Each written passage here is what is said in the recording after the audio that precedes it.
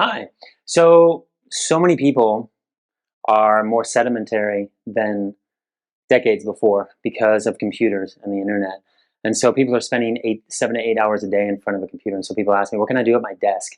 This is one exercise that you can do to help really move the spine and again, articulate the spine. Okay. I took this from Tom Myers, one of his classes, and I'm going to take this away.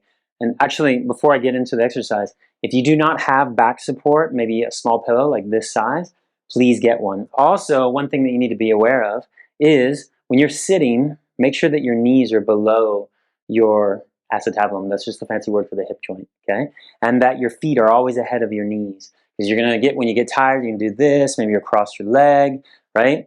People curl the feet under, and what that does is it pulls on the psoas, which affects your neck as well and your whole back.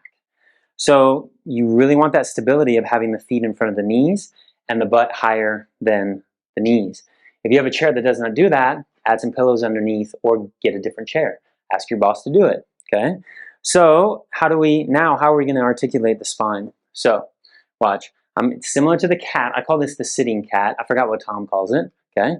But what we're going to do, I'm going to drop my arms out to the side and I come into extension here. And you see how my pelvis goes into an anterior tilt? And then I come into flexion. Okay? And then come into extension.